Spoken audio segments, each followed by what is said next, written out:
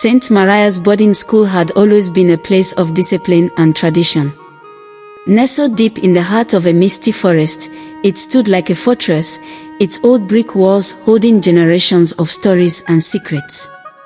The girls who attended were from privileged families, sent there to receive the finest education, but also to be shaped into women of poise and purpose. The school had its usual dramas, friendships, rivalries, and teenage rebellion, but everything changed the day Lilith arrived. Lilith was no ordinary girl. From the moment she stepped through the grand iron gates, it was as if the air shifted. Her beauty was otherworldly, porcelain skin, raven black hair that cascaded like silk, and eyes so green they seemed to glow in the dark.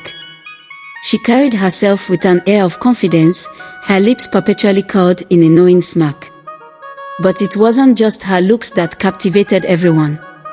It was the faint, enchanting scent she wore and the small, intricately designed silver jar she kept close at all times. At first, Lilith's arrival seemed like a blessing to the other girls. She was generous, often inviting her dorm mates to sit with her, share secrets, and, most notably, try her special powder. She described it as a magical beauty enhancer, an ancient remedy that had been passed down through her family. "A single touch will make you radiant," she would say, her voice dripping with persuasion. One by one, the girls succumbed to the temptation. Those who used the powder seemed to transform overnight, becoming more confident, alluring, and powerful in their social circles. But their transformations came with a cost. They grew cruel, manipulative, and unrecognizable. Shy girls became bullies, loyal friends turned into betrayers, and students who resisted Lilith's charm found themselves isolated or tormented. The school staff dismissed the growing tension as mere teenage drama, but the girls knew better.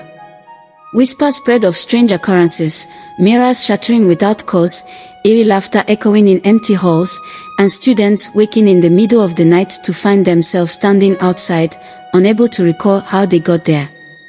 It wasn't until Clara arrived that the tide began to change.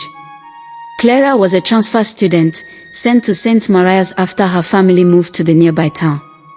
She was an unassuming girl with a quiet strength about her. Raised by a deeply spiritual grandmother, Clara had been taught the importance of prayer, discernment, and inner peace. From the moment she set foot on campus, she felt the oppressive darkness hanging over the school. Her dorm mates warned her about Lilith and the powder, but they spoke of it with a mix of fear and admiration. "She's like a queen," one girl said. "No one dares cross her." Clara was curious but cautious. She noticed the changes in the girls who interacted with Lilith, their hollow stares, their sudden mood swings, and their unnatural obsession with the silver jar. She decided to investigate. Late one night, Clara stayed awake in the dormitory common room, pretending to study while she observed Lilith.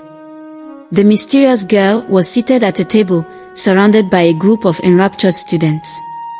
Lilith opened the silver jar, and a strange, shimmering powder seemed to glow faintly under the dim light. As one girl applied it to her face, Clara saw something chilling.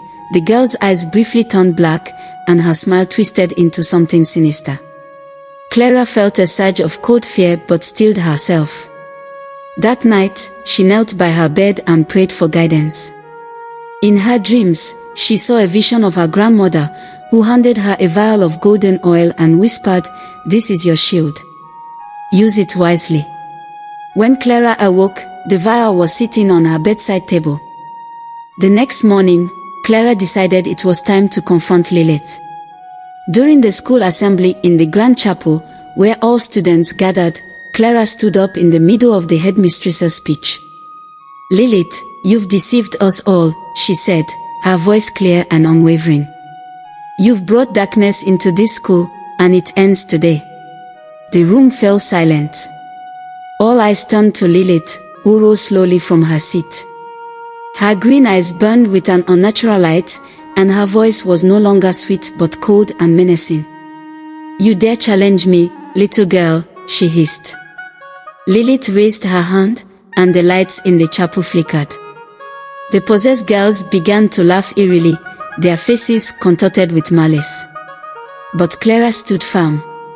She uncapped a vial of holy oil and began to pray aloud. The moment the oil touched her skin, a radiant light enveloped Clara. She walked toward Lilith, reciting prayers with each step. Lilith screamed, her body convulsing as the darkness within her was forced to the surface.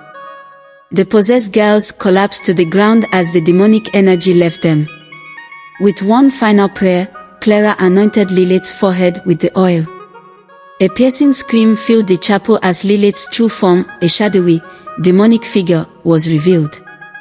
The entity shrieked and disintegrated into a cloud of black smoke, leaving behind only the empty silver jar. When the light faded, the girls slowly regained consciousness, their memories hazy but their spirits free. The silver jar was found shattered, its sinister power gone forever.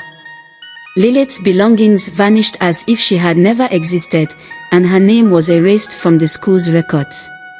Clara became a quiet hero, respected and admired for her courage. She remained at St. Maria's, using her faith and inner strength to guide her classmates and restore peace to the school. Though the darkness was banished, Clara kept the golden vial close, knowing that evil often lurks in unexpected places. St. Maria's boarding school returned to its former tranquility, but the story of the girl with the silver jar became a cautionary tale, passed down from generation to generation, a reminder of the power of light over darkness.